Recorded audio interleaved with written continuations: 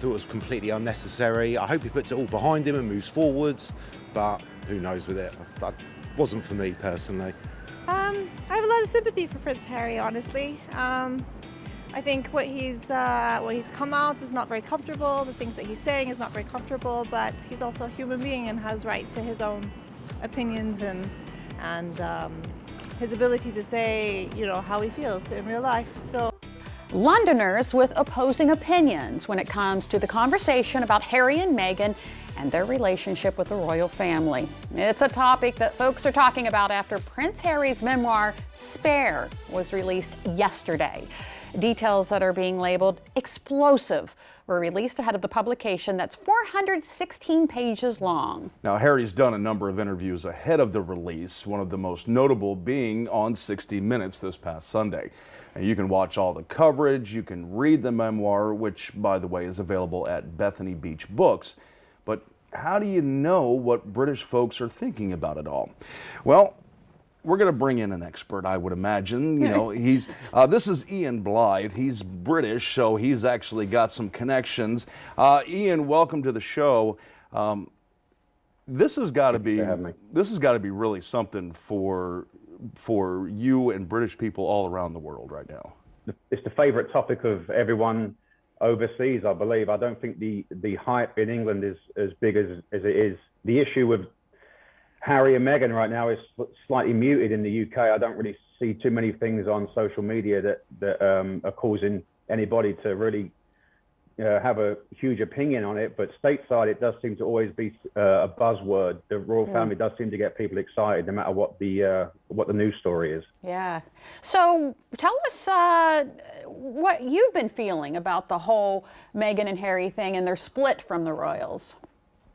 Right, well, I'm not really a royalist, so I don't get too excited about stuff that happens with the royal family, except, you know, maybe a wedding or, you know, the sad news of a death. I remember vividly the death of Princess Diana, even as a young boy, and most recently the passing of the Queen. It was, you know, significant. So that's when I do pay attention. But, you know, the recent issues with Harry and Meghan and the royal family, it kind of sours, you know, my opinion of them slightly, because I feel like the premeditated actions of Meghan were done deliberately, and I feel like she had a motive to get Harry away from the pack that was the royal family, and I feel like she didn't really know what she was buying into. I've told many people that I don't believe any woman or man should conform to any guidelines that their husbands or wives, you know, lay out for them. But in the royal family, there is a sense where if you marry into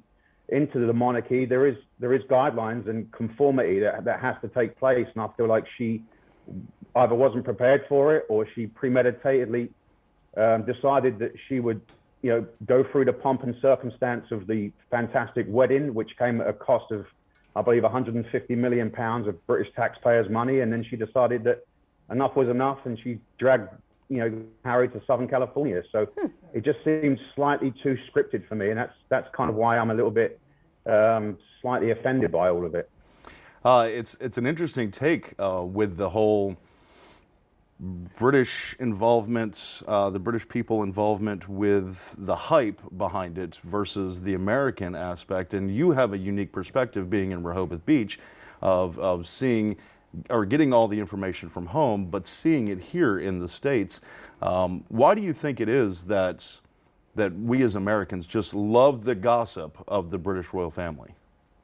Well, I mean, it's different. I mean, the royal family, even to me as a Brit, is a fantasy land. It's not. It almost appeals, unrealistic, almost like Disney-like. It's even when I take my family to Buckingham Palace, like we've done several times, it just doesn't look like it's real. It feels like it's been built for a film set. But in America, especially with the relationship now that there is an American in the British royal family, this is life of a modern day royal. That we're not. We're now subject to everything we post on social media. And the respect I have for Meghan and Harry is the fact that I will respect those wishes of them wanting their privacy. And I've decided not to watch the Netflix commercial because I've got enough going on in my life to have to worry about. And my concern as to her feelings about the British royal family or her relationship to her dad or to the Queen it's really not my concern. It's her narrative, and I think that when you hear one side of the story, you only get one opinion. And King Charles is never going to rebuttal her statements, and nor is Prince William. There's never going to be a tell-all book from the royals, in regard to her accusations. So it's always going to be up to our opinions. Well, it's an interesting perspective coming from you because, as you said, the Americans are all over it, our media's all over it, and you guys and the Britons are, I guess they just, it is what it is. Ian, thank you so much. A lot to think about as we roll through this drama, and thank you for joining us this afternoon on DelmarvaLife.